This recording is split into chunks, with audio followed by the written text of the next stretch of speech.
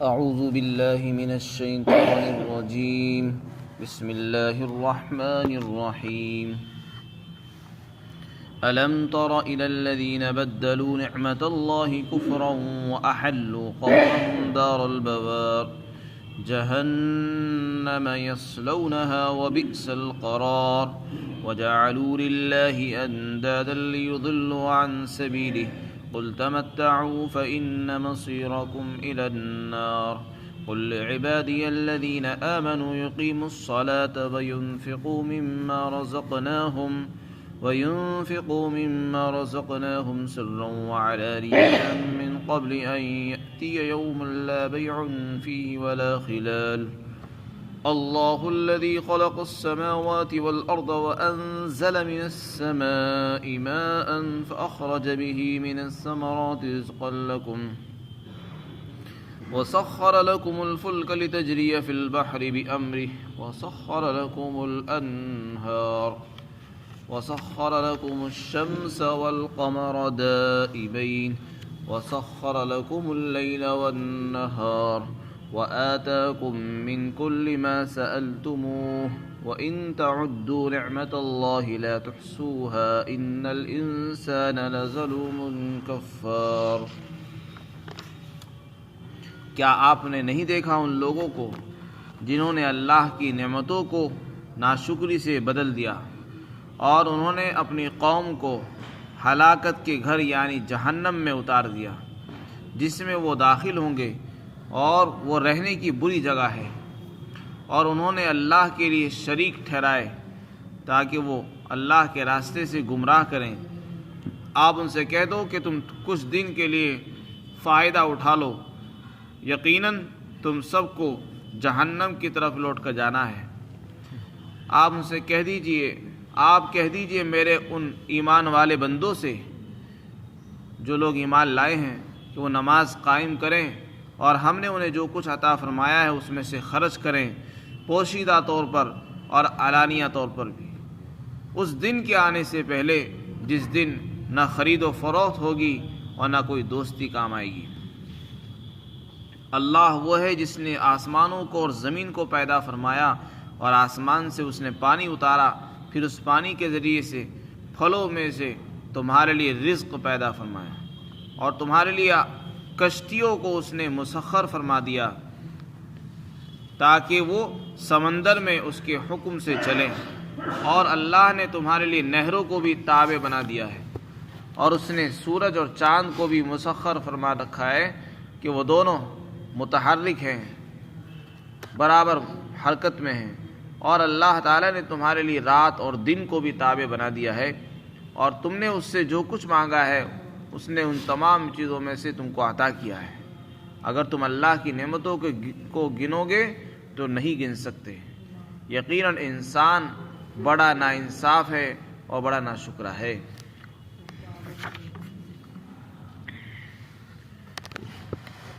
ان آیات میں اللہ رب العزت نے مخاطب کر کے انسان کو یہ فرمایا کہ کچھ لوگ وہ ہیں جنہوں نے اللہ کی نعمتوں کو ناشکری سے تبدیل فرما دیا۔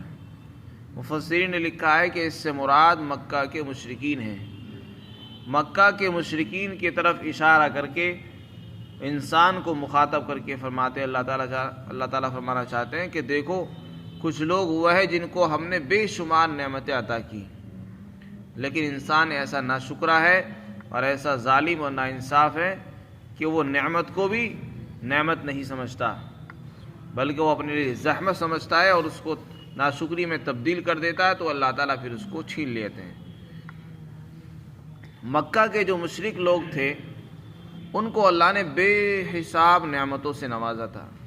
ان میں سے ایک بڑی نعمت یہ تھی کہ اللہ نے ان کو مکہ جیسی امن کی جگہ عطا فرمائی، کیونکہ مکہ کو اللہ نے فرمایا بلدن آمینہ، وہ امن کا شہر ہے، اس میں امن ہے، اللہ نے اس میں امن رکھا ہے، یہاں تک کہ اگر کوئی کسی کا قاتل بھی وہاں پہنچ جائے حرم کے اندر اس کو قتل کرنا جائز نہیں۔ وہ ایسی امن کی جگہ ہے کہ اگر کسی نے قتل بھی کر رکھا اور وہ وہاں پہنچ جائے تو اس کو وہاں قتل نہیں کر سکتے، جب وہ باہر نکلے گا پھر اس کو قتل کیا جائے گا۔ یہاں تک کہ وہاں کے درخت وہاں کی گھاس اکھاڑنا اور وہاں کی چیزوں کو ختم کرنا، یہ سب چیزیں ممنوع ہیں۔ وہ بہت امن کی اور امان کی جگہ ہے، یہ ایک بڑی نعمت تھی، اور انسان کو زندگی گزارنے کے لیے امن چاہیے۔ جہاں امن نہ ہو وہاں زندگی گزارنا مشکل ہے۔ دوسری بڑی نعمت یہ تھی کہ اللہ نے خاتم النبیین سید المرسلین حضرت محمد صلی اللہ علیہ وسلم جیسا پیغمبر انہی کے خاندان میں، انہی کے شہر میں اور انہی کے گھر میں پیدا ہوا۔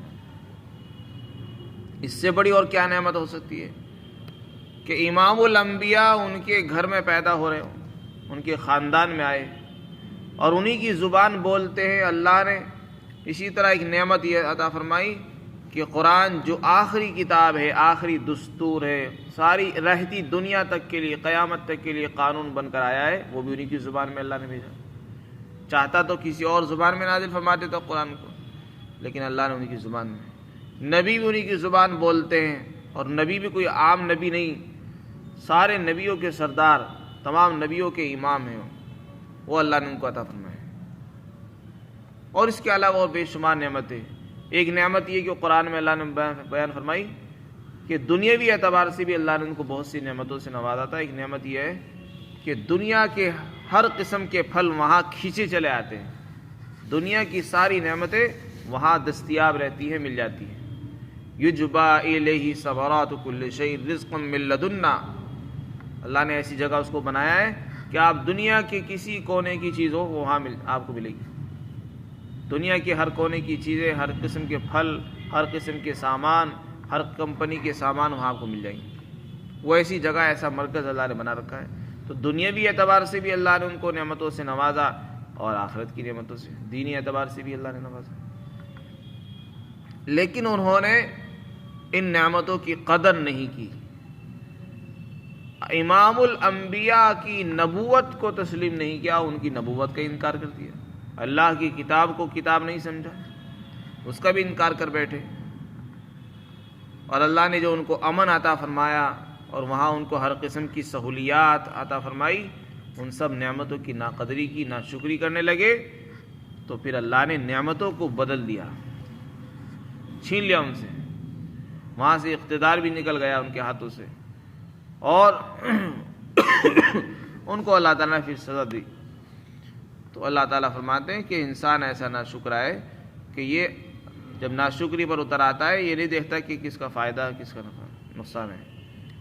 تو یہ خود تو ذلیل اور خوار ہوئے ہی، انہوں نے اپنی قوم کو بھی تباہی بربادی میں داخل کر دیا۔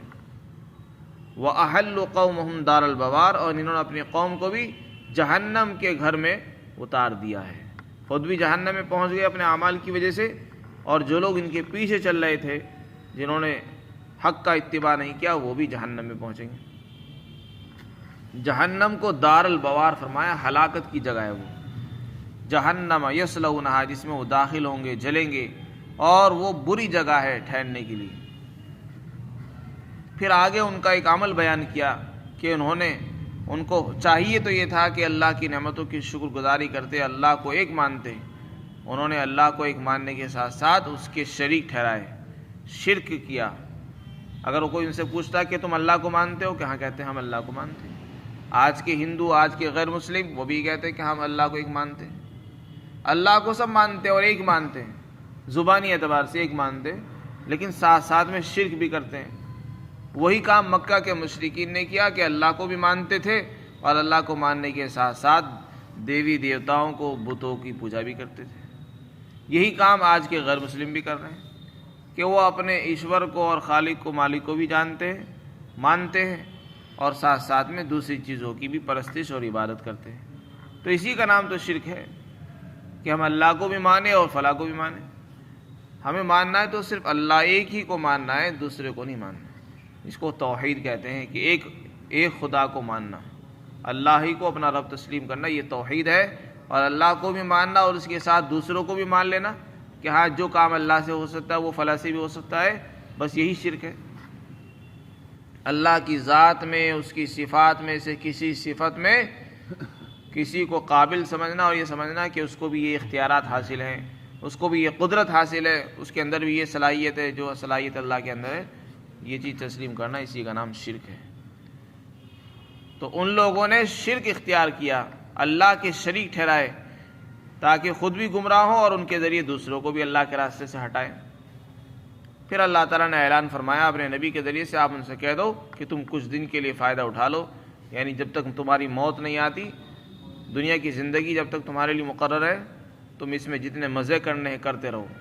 اسی طرح سارے کافروں کے لیے یہی اعلان ہے کہ انہیں جتنے مزے کرنے ہیں کر لو، دنیا میں اچھے اچھے مکان بنا لو، اچھی اچھی بلڈنگیں بنا لو، اچھے کھانے کھا لو، بس یہیں تک مزے ہیں، اس کے بعد مزے نہیں ہیں۔ الدنیا سجن المؤمن و جنت الکافر، دنیا ایمان والے کے لیے قید خانہ ضرور ہے، اور لیکن کافر کے لیے اس کو جنت پتہ ہے، کیونکہ اس کے لیے آخرت میں تو کچھ ہے نہیں، بس جو کچھ بھی ہے اس کا سب کچھ دنیا ہی میں ہے، اللہ نے اس کو دے رکھا ہے، اس لیے وہ اسی کو جنت سمجھتا ہے۔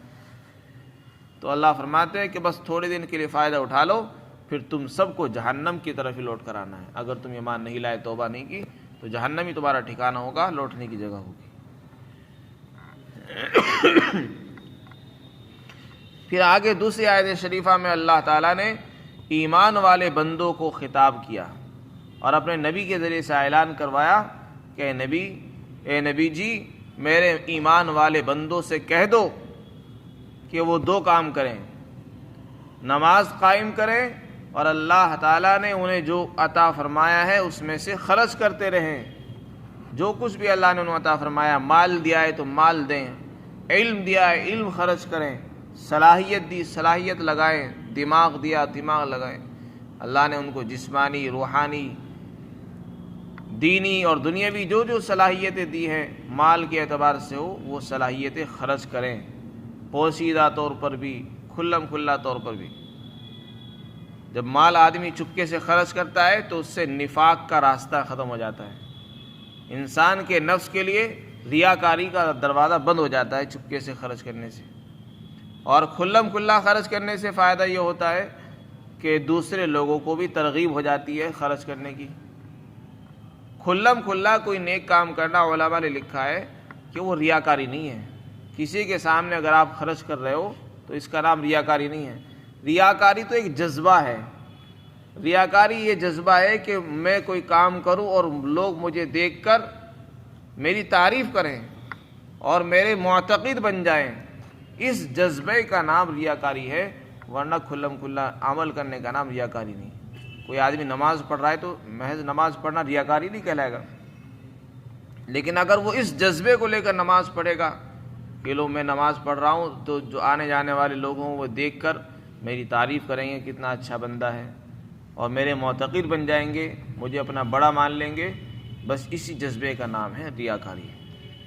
اور اگر وہ اللہ کے لیے کر رہا ہے، کسی کی اس کو کوئی پرواہ نہیں ہے، کوئی مجھ سے خوش ہو یا ناخوش ہو، کوئی راضی ہو یا ناراضی نہ ہو، کوئی تعریف کرے یا نہ کرے، کسی سے نہ تعریف کی امید رکھے نہ کسی سے اعتقاد کی امید رکھتا ہو، صرف اللہ کو راضی کرنا مقصود ہو، اس کو حکم کو کی بجاوری مقصود ہو، تو پھر وہ ریاکاری نہیں کہلائے گا، وہ اخلاص کہلاتا ہے۔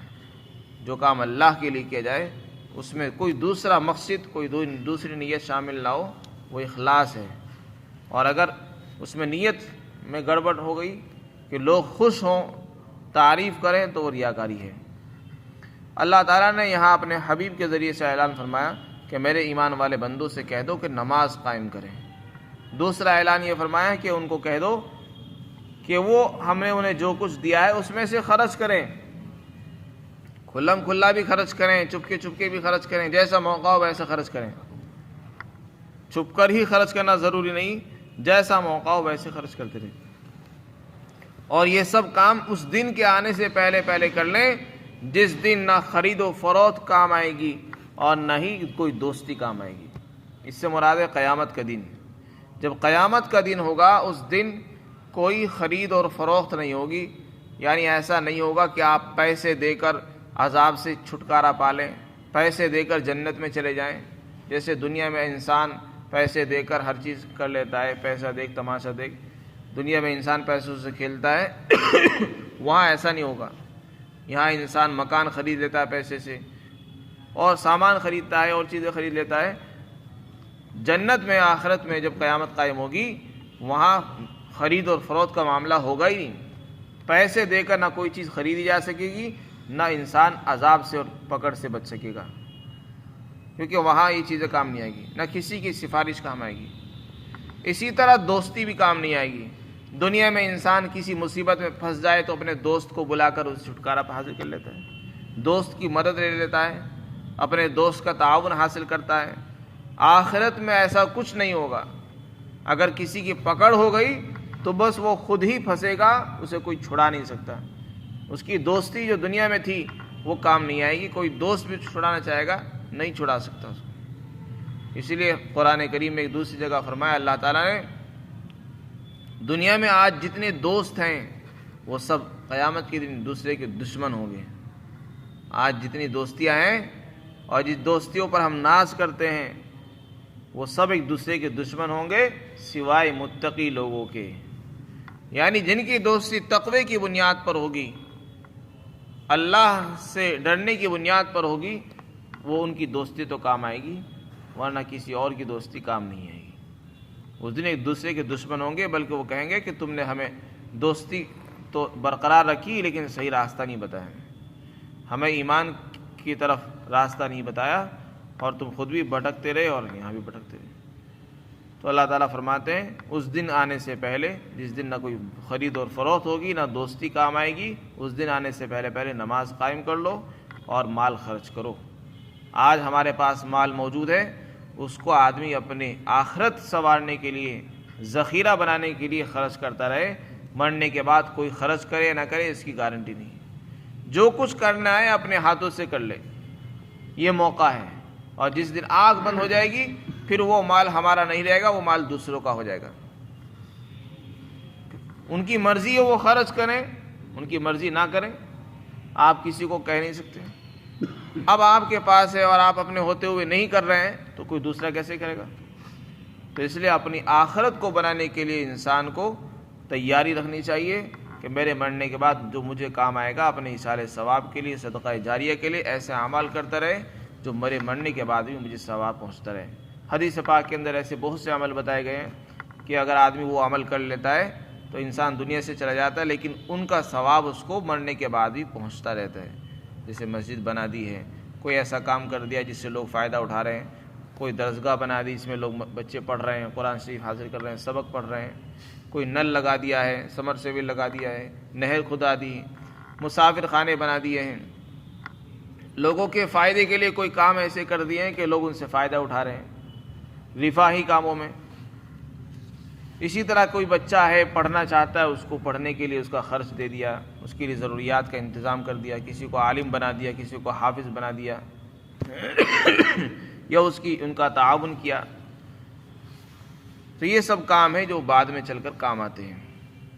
آگے اللہ تعالیٰ نے اپنی مخلوقات، اپنے انعامات کو ذکر فرمایا کہ اور اس میں خالق اور مالک ہونے کو ثابت فرمایا۔ اللہ تعالیٰ فرماتے ہیں کہ اللہ وہ ہے جس نے آسمانوں کو اور زمین کو پیدا فرمایا۔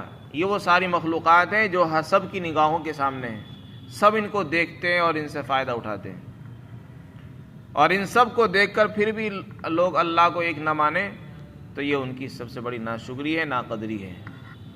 اللہ فرماتے ہیں آسمان ہو، زمین ہو، ان سب کو اللہ نے بنایا ہے۔ آسمان سے دوسری نعمت بیان فرمائی، آسمان سے پانی اتارا، پھر اس پانی کے ذریعے اللہ نے تمہارے لیے روزی پیدا فرمائی، مختلف پھلوں سے اللہ نے تمہارے لیے رزق کا سامان پیدا کیا ہے، ورنہ اگر چاہتا تو پھر پھل پیدا کر دیتا۔ ان کو تمہارے لیے رزق کی قابل بنایا، کھانے کے قابل بنایا، وہ اسی نے بنایا ہے۔ یہ اللہ کی نعمتوں میں سے۔ اسی طرح ایک نعمت یہ بیان فرمائی، اللہ نے تمہارے لیے کشتیاں بنائی ہیں، بڑے بڑے جہاز ہیں۔ یہ اللہ نے اس کے بنانے کا علم اور اس کا ہنر، اس کا سلیقہ انسان کو سکھایا، پھر انسان ان کو بناتا ہے، اور پھر اس کو یہ بھی سکھایا کہ اس کو پانی میں پانی میں چلتے ہیں، پھر اس سے انسان کو فائدہ ہوتا ہے۔ ایک ملک سے دوسرے ملک، ایک بر اعظم سے دوسرے بر اعظم انسانوں کو بار برداری کے لیے اور سامان لادنے کے لیے وہ کام آتے ہیں۔ ایک کنارے سے دوسرے کنارے پہنچانے کے لیے یہ کشتیاں، یہ جہاز، یہ انسان کے لیے کام آتی ہیں، اور یہ سب پانی پر اب اللہ کے حکم سے چلتی ہیں۔ اسی طرح اللہ نے نہریں بنائی ہیں، نہروں کو تمہارے تابع بنا دیا، تمہارے کام میں لگی ہوئی ہیں۔ سمندروں کا پانی نمکین ہے، ان سے آب پاشی اور کھیتیوں کو سیراب نہیں کیا جا سکتا۔ اللہ نے میٹھے پانی کی نہریں بنا دی کہ اس سے انسان بھی پیے گا، جانور بھی پیتے ہیں اور کھیتیاں بھی سیراب ہو جاتی ہیں۔ اگر بارش نہ ہو یا کم ہو تو پھر نہروں کا پانی کام آ جاتا ہے۔ تو یہ نہریں یہ بھی اللہ کی بڑی نعمتیں ہیں۔ کشتیاں یہ بھی بڑی نعمتوں میں سے ہیں کہ اس سے انسان ایک جگہ سے دوسری جگہ پہنچتا ہے۔ اسی طرح چاند اور سورج اللہ نے بنائے اور دونوں سب حرکت میں ہیں۔ اس وقت سورج نکلتا ہے تو دن وجود میں آ جاتا ہے، سورج نہ نکلے تو دن کا پتہ ہی نہیں چلے دن کب ہو رہا ہے۔ سورج نکلتا ہے تو تاریخ کا علم ہوتا ہے، سورج نکلتا ہے تو دھوپ نکلتی ہے، اور جب دھوپ نکلتی ہے تو سب کے کاروبار چلتے ہیں، فیکٹریاں چلتی ہیں، اور کتنی چیزیں ایسی ہیں جو کھیتیاں سوکھتی ہیں، سکھانے کا کام ہوتا ہے، یہ سب سورج سے ہوتا ہے۔ کھیتیاں پکتی ہیں سورج کی گرمی سے، سورج کی گرمی سے بجلی پیدا ہوتی ہے۔ سولر سسٹم آج کی نئی نئی ٹیکنالوجی آ رہی ہے کہ سورج کی گرمی سے، اس کی تپش سے بجلی بن رہی ہے۔ تو سورج کوئی معمولی چیز نہیں ہے، اللہ کی بڑی نعمتوں میں سے۔ اللہ فرماتے ہیں ہم نے تمہارے لیے سورج کو بھی تابع بنا دیا ہے، یہ تمہارے کاموں میں لگے ہوئے ہیں۔ اللہ فرماتے ہیں کہ اگر ہم دن ہی دن نکال کر رکھتے، رات نہ لاتے، تب بھی تمہیں دقت تھی۔ رات ہی رہتی اور دن نہ آتا تو بھی پریشانی ہو جاتی۔ اللہ نے رات کو آرام کے لیے بنایا، دن کو اللہ نے کام کے لیے بنایا ہے۔ اگر رات ہی رات رہتی تو کام کب کرتے، اور اگر دن ہی دن رہتا تو آرام کب کرتا انسان۔ آگے فرمایا تمہارے لیے ہم نے رات کو بھی بنایا، دن کو بھی بنا دیا، تابع بنا رکھا ہے، اور تم نے جو کچھ مانگا اس میں سے اللہ نے تمہارے لیے جو مناسب تھا وہ سب کچھ عطا فرما دیا ہے۔ انسان کے اندر بے شمار نعمتیں، اللہ فرماتے ہیں اگر انسان نعمتوں کو گننا چاہے گا نہیں گن سکتا ہے۔ خود انسان اپنی ذات میں غور کر لے، کتنی بے شمار انسان کے اندر مشینریاں کام کر رہی ہیں، بے شمار مشینیں انسان کے جسم کے اندر ہیں۔ کوئی کھانا ہضم کرتی ہے، کوئی خون بناتی ہے، کوئی فضلے کو باہر نکالتی ہے، کوئی اس سے مادے کو جسم کے اندر منتقل کرتی ہے، خون کی صفائی کرنے والی مشینیں، کھانے کو ہضم کرنے والی اور اس کو پیسنے والی، بے شمار چیزیں اللہ نے اس کے اندر پیدا فرما رکھی ہے۔ انسان اس کو تیار نہیں کر سکتا، نہ بنا سکتا۔ اور انسان کے بال، اس کے ناخن اور اس کی انگلیاں، اس کی آنکھیں، اس کے کان، اور اس کے اندر بے شمار نعمتیں ہیں۔ ایک ایک بال کو اگر آپ گننا چاہیں تو نہیں گن سکتے ہیں کہ اس سے انسان کو حسن و جمال بھی حاصل ہوتا ہے، خوبصورتی حاصل ہوتی ہے۔ آگے فرماتے ہیں اللہ تعالیٰ انسان بڑا ظالم ہے، ناانصاف ہے اور بڑا ناشکرا ہے، یہ شکر نہیں کرتا۔ وَقَلِيلٌ مِّنْ عِبَادِيَ الشَّكُورُ، میرے بہت کم بندے جو شکر ادا کرتے ہیں۔ اکثر لوگ شکر ادا نہیں کرتے اللہ کی نعمتوں کو۔ اللہ کی نعمتیں استعمال کریں گے، کھائیں گے بھی اللہ کی نعمتیں، رزق بھی اسی کا کھاتے ہیں، اسی کی زمین پر چلتے ہیں، اسی کی دھوپ سے اور گرمی سے فائدہ اٹھاتے ہیں۔ اور چاند کی روشنی سے لکھا ہے محققین نے کہ اس کی روشنی سے پھلوں میں مٹھاس پیدا ہوتی ہے، اور سورج کی گرمی سے کھیتیاں پکتی ہیں۔ یہ سب اللہ کی بے شمار نعمتیں، ہم فائدہ اٹھاتے ہیں اور پھر بھی اس ذات کو نہیں پہچانتے اور شرک کرتے ہیں۔ اللہ تعالی ہم سب کو قدردانی عطا فرمائے، نہ شکری سے بچنے